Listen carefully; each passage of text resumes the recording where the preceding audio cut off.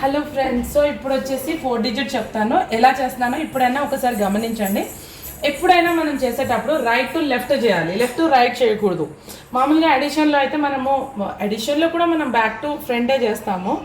కానీ ఇక్కడ ఒక లాజిక్ ఏంటి, మనం 10ని హారిజాంటల్ లైన్గా కన్సిడర్ చేయాలి. అదే రేఖాంకన మెథడ్. సో ఎన్ని డిజిట్స్ ఇచ్చినా కూడా ఈజీగా క్యాలిక్యులేట్ చేయగలం. సో ఫస్ట్ చూడండి, 7 + 3 ఎంత? 10 అన్నప్పుడు ఎలా రాసుకోవాలి?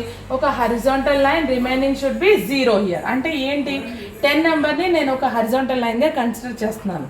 So 7 + 3 is nothing but 10 here. So ఏం లేకపోతే 0. 0 + 7 ఏమవుతుంది? 7 అమ్మ. చాలామంది కన్సిడర్ చేస్తారు 0 + 7 ఈజ్ 0 అనుకుంటారు. కాదు, that is a blunder mistake.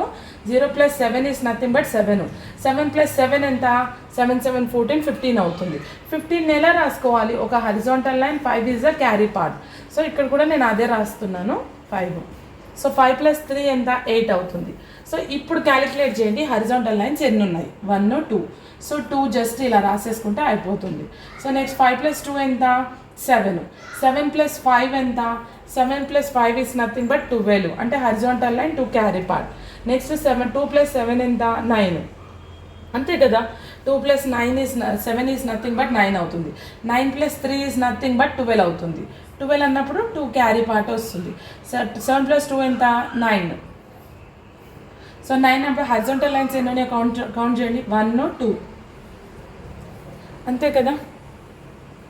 So next వచ్చేసి 2 + 3 ఎంత? 5. 5 + 7 ఎంత? 5 + 7 ఈజ్ నథింగ్ బట్ 12. 12 అన్నప్పుడు horizontal line 2 carry part. So next 9 + 2 ఎంత? 11. 11 అన్నప్పుడు 1 క్యారీ పార్ట్ వస్తుంది. 1 + 1 2. 2 + 3 5. 2 + 3 5. హరిజాంటల్ లైన్స్ ఎన్నో కౌంట్ చేయండి. 1, 2. సో 2 అనేది క్యారీ పార్ట్లో పెట్టేసుకోవాలి. సో నెక్స్ట్ 2 + 2 ఎంత? 4. 4 + 9 ఎంత? 13. సో 13 అన్నప్పుడు 3 + 8 ఎంత? 11 అవుతుంది. 1 + 2 3. 3 + 8 ఎంత? 11. 11 కదా. 11 అన్నప్పుడు carry part 1 రాసేసుకుంటాం. 1, 2, 3. So total answer ఇది అండి. సో ఎంత బిగ్ ప్రాబ్లం ఇచ్చినా కూడా మనం ఈజీగా చేసుకునే మెథడ్ ఇదే. సో రేఖాంకన మెథడ్ని యూజ్ చేసి అడిషన్స్ ఈజీగా చేసేయండి. అలాగే నా ఛానల్ కనుక మీకు నచ్చితే ఒక లైక్ ఇవ్వడం మర్చిపోవద్దు. మీకు ఏదైనా డౌట్స్ ఉన్నా కూడా కామెంట్ సెక్షన్లో కామెంట్ చేయండి. Thank you.